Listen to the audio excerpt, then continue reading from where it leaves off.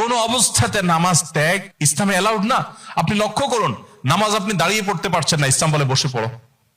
বসে পড়তে পারছেন না, আল্লাহ বলেন শুয়ে পড়ো। শুয়ে শুয়ে আপনি হাত পা নাড়াতে পারছেন না, ইসলাম আপনাকে নির্দেশ করছে মনে মনে তুমি নামাজ আদায় করো। আপনাকে ওযু করে নামাজ পড়তে হবে, ওযু করতে পারছেন না, ইসলাম বলে তুমি তায়াম্মুম করো।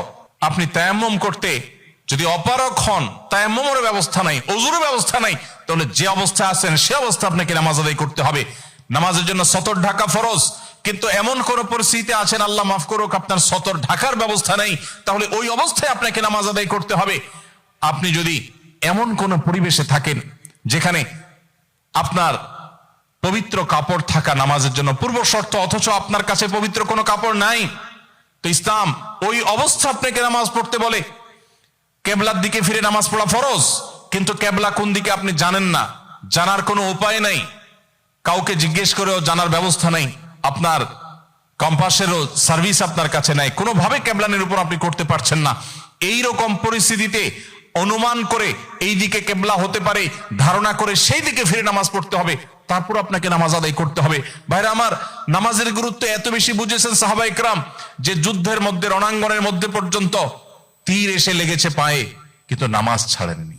ওমর রাদিয়াল্লাহু তাআলা আনহু খলিফাতুল মুসলিমিন, তিনি বলেছেন লা হাজ্জা ফিল ইসলাম লিমান তারাকাস সালাহ, যে ব্যক্তি নামাজ ছেড়ে দেয়, যে ব্যক্তি নামাজ পড়ে না, এর ইসলামে কোনো অংশ নাই, সে নিজেকে মুসলিম দাবি করবার কোনো অধিকার নেই।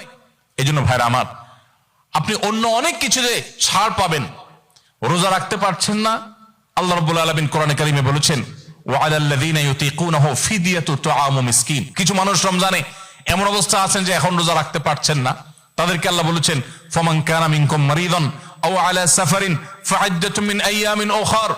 কেউ যদি অসুস্থতার কারণে, সফরে থাকার কারণে রোজা রাখতে কষ্ট হয়, তাহলে সে রমজানের রোজা না রেখে এই কয়েকটা রোজা, যেগুলো সফর কিংবা অসুস্থতার কারণে, কারো জ্বর হয়েছে, অসুস্থ হয়েছেন, রোজা রাখাটা টাফ হচ্ছে, তার পানি পান করতে হবে, তাকে মেডিসিন নিতে হবে, না হলে তার বিপদ হতে পারে, এইরকম সিরিয়াস পর্যায়ে অসুস্থ হলে আল্লাহ তাআলা তার জন্য কোরআনে বিধান দিয়েছেন, সে এই রোজাগুলো ভেঙে রমজানের বাইরে অন্য সময় রোজা রাখতে পারবে। আর যদি কারো রোজা রাখার ক্ষমতা একেবারে শেষ হয়ে যায়, ওয়ালাল্লাযীনা ইউতীকুনাহু ফিদিয়াতু তুআমু মিসকিন, কারো রোজা রাখার একেবারে ক্ষমতা নেই, তিনি অসুস্থ হয়ে পড়েছেন, বার্ধক্যজনিত কষ্টে তিনি বয়সের শেষ প্রান্তে এসেছেন, রোজা রাখতে পারেন না, আর এই ব্যক্তির জন্য রোজার বিকল্প হিসাবে খাদ্য বিতরণ করতে বলা হয়েছে। মিসকিনকে, একজন মিসকিনকে একদিনের খাবার দিয়ে দিলে একটা রোজার বিকল্প হয়ে যায়।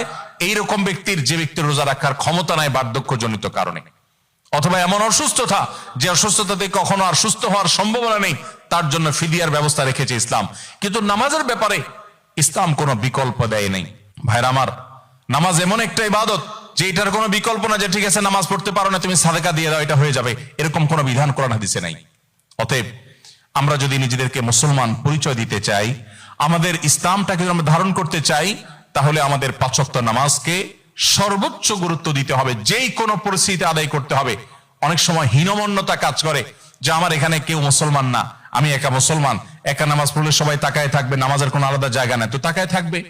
তাতে আমার যদি একটু হেজিটেশন হয়, আমি যদি একটু অস্বস্তিতে পড়ি, আমি যদি একটু লজ্জাস্কর পরিস্থিতিতে পড়ি, তারপরেও সেটাকে আমার মেনে নেওয়াটা আমার ইমানের দাবি। আমি জান্নাতটা আল্লাহর কাছে কোন মুখে চাইবো? অনন্তকালের সুখের ঠিকানা জান্নাত যে চাইবো, সেখানে তো আমাকে কিছু স্যাক্রিফাইস করতে হবে। এই স্যাক্রিফাইসের বিনিময় আল্লাহর কাছে আমি জান্নাত চাইতে পারি।